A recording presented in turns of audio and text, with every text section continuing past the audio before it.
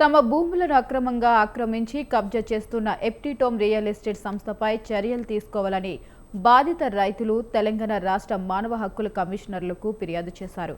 యాదాద్రి భువనగిరి జిల్లా దేవుల మన్గారం తంగనపల్లి గ్రామాల్లో epitome integrated city పేరిట జరుగుతున్న అక్రమ రియల్ ఎస్టేట్ కార్యకలాపాలపై కమిషన్కు బాధిత రైతులు వివరించారు. ఎపిటోమ్ సంస్థకు కేవలం 367 ఎకరాలకు మాత్రమే అనుమతులు ఉన్నప్పటికీ దానిని 1200 ఎకరాలకు విస్తరించి చట్ట విరుద్ధంగా భూములను ఆక్రమించిందని వారు ఆరోపించారు.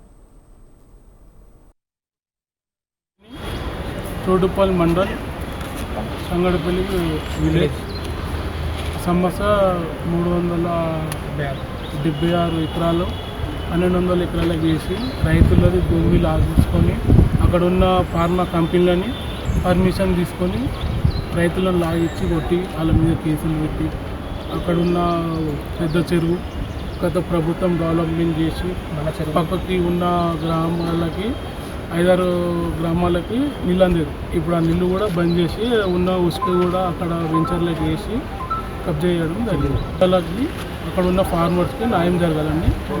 ఈరోజు మాకు అన్యాయం జరిగింది కావున మేము హ్యూమన్ రైట్స్ ఆఫీస్ దగ్గరకు వచ్చినాము. సో మాకు అన్యాయం ఏం జరిగిందంటే ఎపిన్ గ్రూప్స్ అనే వాళ్ళు మాకు అన్యాయం చేశారు.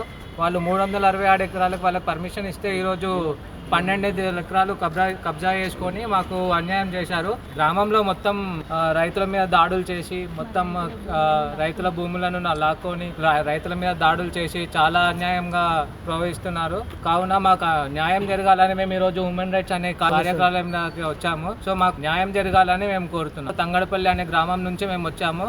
అందులో మా భూములు కూడా ఉన్నాయి. కావున మేము అందరము వ్యతిరేకంగా ఫైట్ చేస్తున్నాం. పోలీస్ స్టేషన్లో కంప్లైంట్ చేశాము, కానీ వాళ్ళు ఎవరు స్పందించట్లేదని మేము హ్యూమన్ రైట్స్ ఆఫీస్ దగ్గరకు వచ్చాము.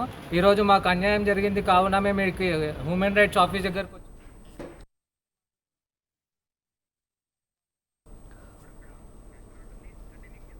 పొలాలకు వెళ్లే నక్షబాటలు, కుంటలు, చెరువులు కూడా ఆక్రమించి ఫ్లాట్లు నిర్మిస్తున్నారని ఆవేదన వ్యక్తం చేశారు.